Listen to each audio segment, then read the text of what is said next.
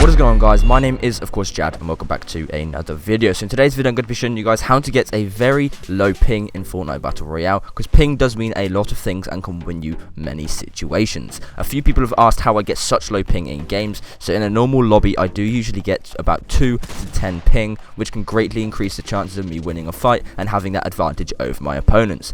So I'm going to tell you guys how I get the lowest ping that I can and what you guys can do to prevent having the highest ping possible to stop you winning these fights in games. If this video was useful, please do hit that like button, make sure to subscribe, and again, turn on post notifications to never miss another video. So without further ado, let's get on with the tips. The first tip on my list is investing into a Netgear Powerline Adapter. The reason why these are so good, and this is the first thing I'm going to tell you guys to do, is because they have never actually failed me. All of them are always so good, and the internet speeds are insane, while it keeps my ping in game low.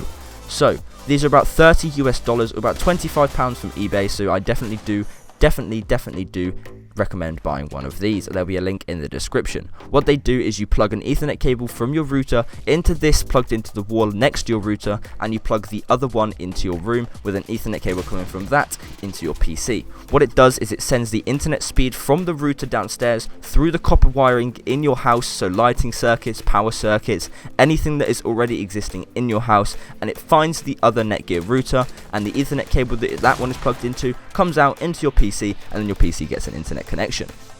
The reason why these are so good is because it stops all of the traffic, all of the noise, everything that stops the signal from traveling at a faster rate through your house. It eliminates that completely and just puts it through all the wiring in your house, which will have no disturbance at all and give you a better internet connection. The second tip I'd like to give you is by downloading an application for your computer named NetSpot. What this does is it shows all of your internet stats and every single diagnostic, anything that you can do to fix your internet to make it better, so changing the channels, changing the speeds, changing what frequency it's on, everything that app will tell you should do. So basically you can find out what your speeds are, why your internet is running slower, and what you can do in your actual provider settings to make sure you're getting a better connection. That one's probably the most easiest and the less faffy trick to do, but that one definitely is one of the main ones, because if you have it on such a low channel, or a channel that has loads of disturbance in your area and too used, it can be very slow, and it cannot be your fault, it has to be the Sky servers. The third tip I'd like to give you is by closing down as many applications in the bottom right of your computer as possible.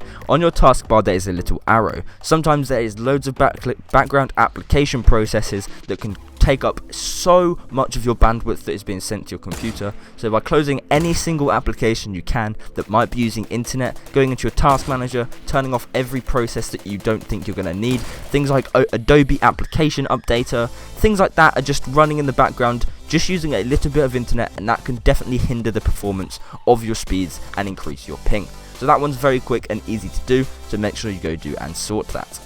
And the last tip I'd like to give you is by updating your Ethernet cables if you are using one.